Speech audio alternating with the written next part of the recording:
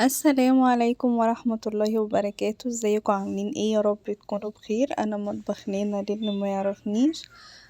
مطبخ حلو وحادق. ياريت لو اول مرة تشوفوني ما تنسوش تشتركوا عندي وتفعلوا زر الجرس عشان يوصلكوا كل جديد. كل سنة وانتم طيبين بمناسبة السنة الجديدة، يا رب تكون سنة سعيدة علينا وعليكم جميعا يا رب، وهابي نيو يير. ويا رب ان شاء الله كل واحد نفسه يحقق حاجة يحققها السنة دي، واللي ما حصلش السنة اللي فاتت ان شاء الله تكون سنة جديدة علينا ونعمل فيه ونحقق اللي معرفناش نحققه السنة اللي فاتت. هنعمل مع بعض التورتة الجميلة دي بتاعت رأس السنة، ان شاء الله تعجبكم.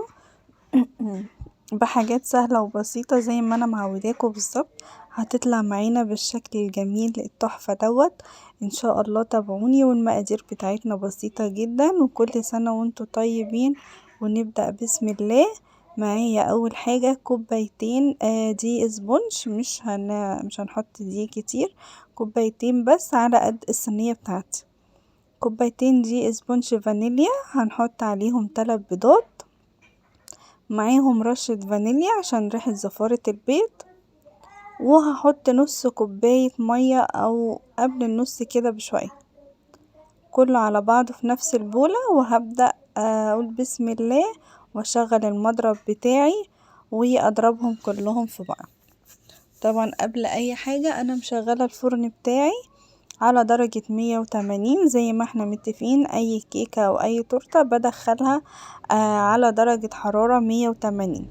بشغل الفرن بتاعي شوية على نفس درجة الحرارة، مش بعلي ولا بقلل، هو نفس الدرجة. وبعد كده ببدأ اني اضرب الكيكة بتاعتي لحد ما يبقى لونها فاتح كده وجميلة بالشكل ده. وهجيب صينية على شكل قلب، هدهنها زيت وهحطها في ورقة زبدة، واحط عليها الخليط بتاعي كله. وبعد كده هدخلها الفرن تستوي، بتاخد بالظبط نص ساعة او 25 دقيقة بالظبط.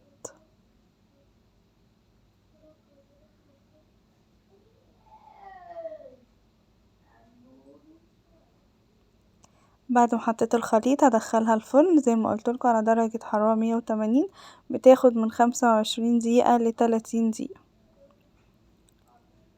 بعد ما الكيكة استوت معانا، طلعت معانا بالشكل ده، بسيبها، اهم حاجة بسيبها تبرد خالص.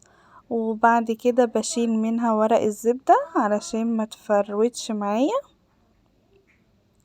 زي ما قلتلكوا. يعني اهم حاجة ان هي تبرد، دي اهم خطوة معانا في الكيكة. بعد كده بجيب السكينة وبقطعها نصين،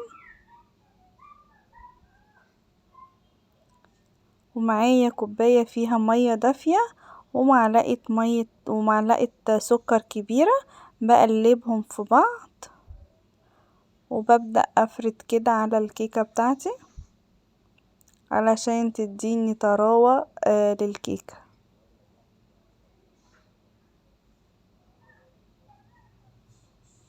بعد ما حطيتها ببدأ اجيب الكريمة بتاعتي وبفردها على الكيكة. طبعا لو حابين تعملوا اي شكل غير القلب تمام، بس انا حبيت اعمل قلب جديد كده ان شاء الله في سنة جديدة. يا رب تكون سنة سعيدة علينا وعليكم كلكم يا رب. بعد ما فردت طبقة الكريمة في النص، هبدأ احط الطبقة التانية وهحط عليها طبقة من الكريمة تاني، وهبدأ اوزعها بشكل متساوي كده.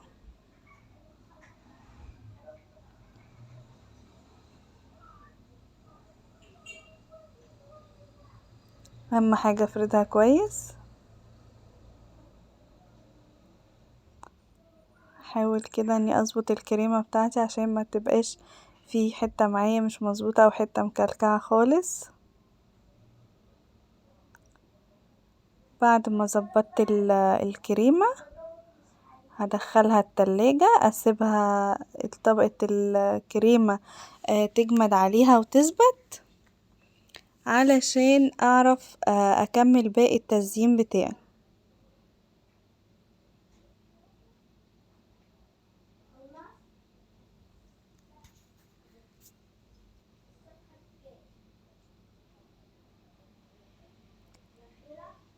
بعد ما دخلتها التلاجة عشان تجمد كده شوية، هجيب هنا معايا شوكولاتة بيضة انا سيحتها على حمام بخار، ممكن تدخليها الفرن او الميكرويف متاخدش دقايق.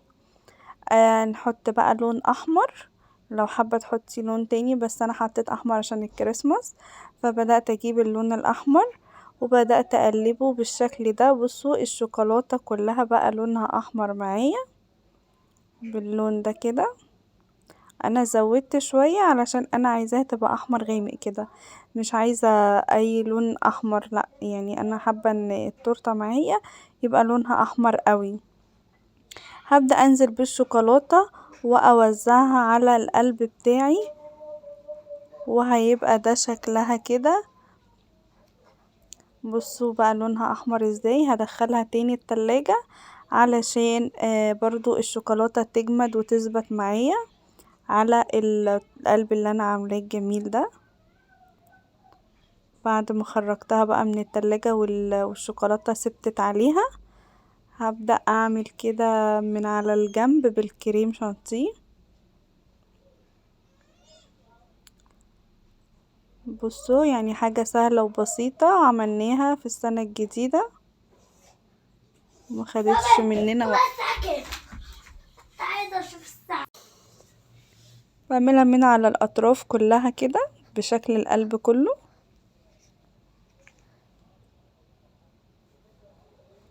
بصوا بقى ادت معانا شكل جميل ازاي. ممكن لو حابين تسيبوها على كده تمام، بس انا كمان زودت اشكال بتاعت بابا نويل وشجرة الكريسماس. بصوا بقى مدت برضو ادت شكل تاني جميل. يعني اي نوع عندك او حابة تزودي اي زينة من عندك تمام.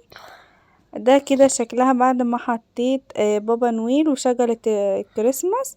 هبدأ اجيب شوكولاتة كده نجوم او اي نوع شوكولاتة تاني، ممكن فارماسي كمان هيبقى شكلها حلو.